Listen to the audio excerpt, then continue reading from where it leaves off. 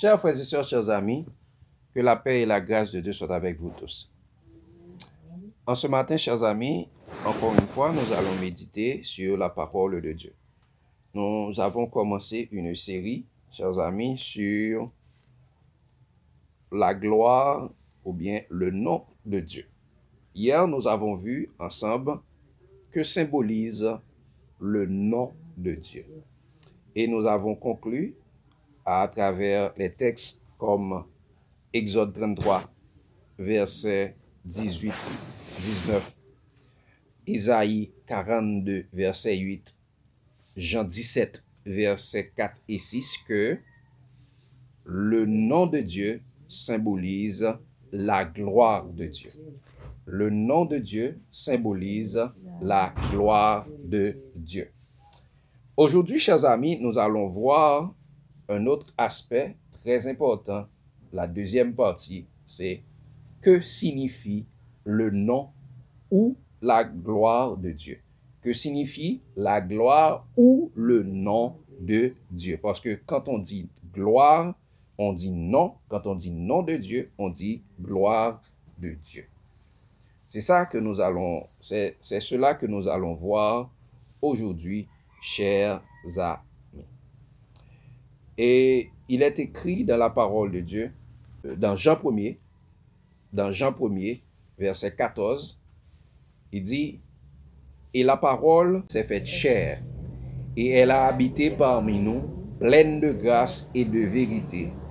Et nous avons contemplé sa gloire, une gloire comme la gloire du Fils unique venu du Père. » Nous prions, chers amis.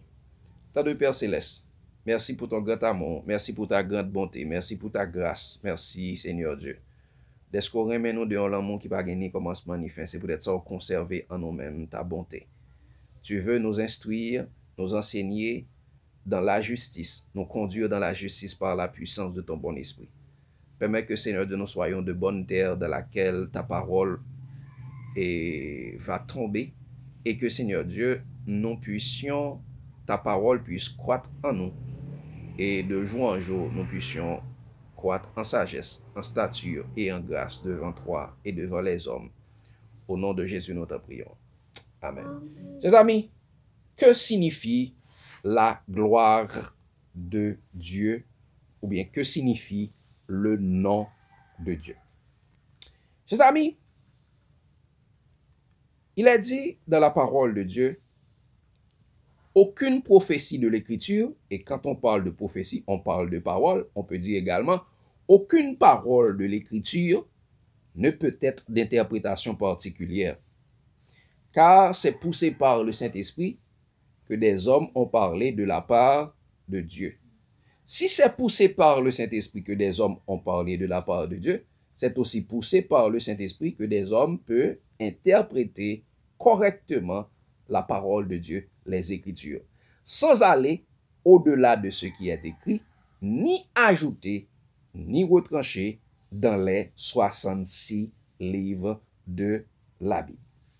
C'est pourquoi et Jésus nous donne cette recommandation dans Jean 8, versets 31, 32 à 36 et 36, il dit aux Juifs qui avaient cru en lui, si vous demeurez dans ma parole, vous êtes vraiment mes disciples, vous connaîtrez la vérité et la vérité vous affranchira.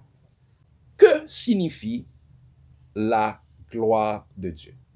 Hier, nous avons vu que la gloire de Dieu représente le nom de Dieu. Maintenant, que signifie la gloire de Dieu? Regardons, chers amis, encore une fois, dans Exode 33, verset 18-19. Exode 33, verset 18-19. Regardez ce que Moïse dit. Moïse parlant à Dieu, dit à Dieu, chers amis, verset 18, il dit ça, Moïse dit, fais-moi voir ta gloire. L'Éternel répondit, je ferai passer devant toi toute ma bonté, je proclamerai devant toi le nom de l'Éternel. Je fais grâce à qui je fais grâce et miséricorde à qui je fais miséricorde. Donc, Moïse demande de voir la gloire de l'Éternel. L'Éternel dit, je ferai passer devant toi toute ma bonté. Donc, la bonté de l'Éternel, le nom de l'Éternel, c'est la gloire de l'Éternel. Et l'Éternel dit, je proclamerai quoi? Qu'est-ce que l'Éternel avait dit? Je proclamerai le nom de l'Éternel. Je proclamerai le nom de l'Éternel. Regardez ce qu'il a dit, chers amis, dans Exode 34, versets 5 à 7. Il dit, l'Éternel descendit dans une nuée, se tint là auprès de lui, il dit auprès de Moïse, et proclama le nom de l'Éternel. Donc l'Éternel proclama le nom de l'Éternel. Et l'Éternel, il dit, et c'est l'Éternel qui proclama le nom de l'Éternel, il dit, l'Éternel passa devant lui et s'écria. Ce n'est pas Moïse qui s'écria, c'est l'Éternel qui s'écria. Il dit ça, l'Éternel, Dieu miséricordieux et compatissant, lent à la colère, riche en bonté et en fidélité, qui conserve son amour jusqu'à 1000 générations, qui pardonne l'iniquité, la rébellion et le péché, mais qui ne tient point le coupable pour innocent, et qui visite l'iniquité des pères sur les enfants et sur les enfants de ses enfants jusqu'à la 3e et la 4e génération. Donc l'Éternel passa devant Moïse, il proclama quoi? Le nom de l'Éternel. Donc, chers amis, la gloire de Dieu est la bonne réputation de Dieu. Qu'est-ce que j'ai dit, chers amis? La gloire de Dieu signifie la bonne réputation de Dieu. La gloire de Dieu symbolise, chers amis, la renommée de Dieu. La gloire de Dieu signifie quoi? La renommée de Dieu. La gloire de Dieu signifie la connaissance de Dieu. Parce que Moïse ne connaissait pas réellement Dieu. Parce que c'est pourquoi il dit, l'Éternel, Dieu miséricordieux, compatissant, riche en bonté, lent à la colère, et qui ne tient pas le coupable pour innocent, mais qui fait grâce jusqu'à 1000 générations, qui pardonne l'iniquité, la rébellion et le péché, qui visite l'iniquité des pères jusqu'à la 3e et la 4e, de la 3e jusqu'à la 4e génération. Donc, Dieu a présenté qui il est devant Moïse. Dieu a donné sa vraie connaissance. Donc, chers amis, nous devons savoir que la gloire de Dieu symbolise la renommée de Dieu. Regardez ce qu'il a dit, chers amis, dans Psaume 138. Psaume 138, verset 1-2, pour confirmer ce que nous venons de dire, chers amis. Psaume 138, verset 1-2. Regardez ce qu'il a dit. Il a dit, chers amis, de David, je te célèbre de tout mon cœur. Je chante tes louanges en la présence de Dieu. Je me prosterne devant ton Saint-Temple. Et je célèbre ton nom à cause de ta bonté et de ta fidélité. Car ta renommée s'est accrue par l'accomplissement de tes promesses. C'est ça? Car ta renommée s'est accrue par l'accomplissement de tes promesses.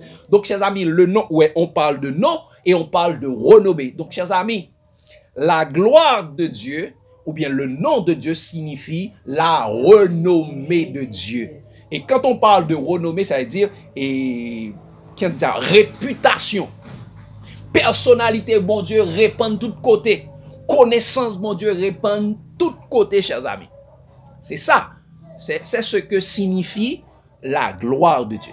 Et quand on parle de renommée, on parle également de connaissance de Dieu. Parce que la gloire de Dieu symbolise la connaissance de Dieu. Regardez ce qu'il a dit, chers amis, dans Psaume 72, verset 18-19. Il a dit, béni soit l'Éternel Dieu, le Dieu d'Israël, qui seul fait des prodiges. Qui seul fait des prodiges.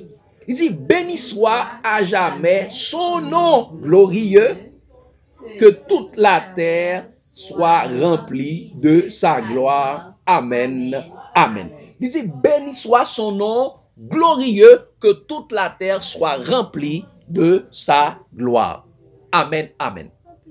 Qu'est-ce que ça veut dire, la terre remplie de la gloire de Dieu, chers amis? C'est rempli de la connaissance de Dieu. Et nous allons le voir clairement. Ésaïe 11, verset 9. Parce que, chers amis, nous sommes en train de voir que signifie la gloire ou le nom de Dieu. Ésaïe 11, verset 9, il dit, « Il ne se fera ni tort, ni dommage sur toute ma montagne sainte, car la terre sera remplie de la connaissance de l'Éternel, comme le fond de la mer par les eaux qui le couvrent. Il ne se fera ni tort ni dommage, car la terre sera remplie de la connaissance de l'Éternel. » Quand il dit la terre remplie de sa gloire, ça veut dire la terre remplie de sa connaissance. Donc, chers amis, la gloire de Dieu symbolise la connaissance de l'Éternel. La gloire de Dieu signifie la connaissance de Dieu. Et regardez un autre texte, chers amis, dans Habakkuk 2, verset 14. Regardez ce qu'il est dit, chers amis. « Car la terre sera remplie de la connaissance de la gloire de l'Éternel, comme le fond de la mer par les eaux qui le couvrent. » Donc la terre sera remplie de la connaissance de l'Éternel. Quand il dit, j'ai vu un autre ange qui volait par le milieu du ciel et la terre fut éclairée de sa gloire, c'est la terre fut éclairée de sa connaissance. Et c'est pourquoi, chers amis, Jésus nous a dit dans Jean 17, le verset 4 et 6, c'est parce que la gloire de Dieu symbolise la connaissance de Dieu. C'est pourquoi Jésus dit dans Jean 17, verset 4 et 6, il dit, je t'ai glorifié sur la terre. J'ai achevé l'œuvre que tu m'avais donné à faire. Et au verset 6, disons ça, j'ai fait connaître ton nom aux hommes que tu m'as donnés. Du milieu du monde, ils étaient à toi et tu me les as donnés et ils ont gardé ta parole. Donc, chers amis, la gloire de Dieu signifie la connaissance de Dieu. La gloire de Dieu signifie la connaissance de Dieu. Chers amis, c'est Jésus qui vient avec la connaissance de Dieu. Regardez, c'est pourquoi il est dit au verset 18 de Jean 1er, il dit, personne n'a jamais vu Dieu. Le Fils unique qui est dans le sein du Père est celui qui l'a fait connaître. Quoi? Personne n'a jamais vu Dieu. Le Fils unique qui est dans le sein du Père est celui qui l'a fait connaître. Donc la connaissance de Dieu vient de Jésus et de Jésus seul. C'est pourquoi Jésus dit dans Jean 14, verset 6-7, Jésus dit, je suis le chemin, la vérité et la vie. Nul ne vient au Père que par moi. Nul ne vient au Père que par moi. Et il dit, si vous me connaissez, vous connaîtriez aussi mon Père. Et dès maintenant, vous le connaissez et vous l'avez vu. Donc, chers amis, la gloire de Dieu symbolise la connaissance de Dieu. Jésus n'est pas venu sur la terre pour montrer le caractère de Dieu. Là, nous avons vu hier que la gloire de Dieu, ou bien le nom de Dieu n'est pas symbolise de son caractère. Le nom de Dieu symbolise la gloire de Dieu. Et la gloire de Dieu signifie la connaissance de Dieu. La renommée, la connaissance, la réputation de Dieu. Donc, quand il dit, chers amis, dans Apocalypse 18, verset 1er, c'est le message communément appelé message du quatrième ange. Après cela, je vis descendre du ciel un autre ange qui avait une grande autorité. Et la terre fut éclairée de sa gloire. C'est-à-dire, et la terre fut éclairée de sa connaissance. Donc, cet ange est venu pour donner la vie. Apocalypse 18, verset 1er. Donc, chers amis, donc c'est clair, nous avons pu voir, comprendre que signifie la gloire de Dieu dans la parole de Dieu. Est-ce que vous avez des questions? La gloire de Dieu symbolise la renommée de Dieu, la réputation de Dieu, la bonne et comment on dit ça? Et généralement ça vient de doxa également. Et donc tout ça. Et prochainement, chers amis, nous allons voir où se trouve la gloire de Dieu.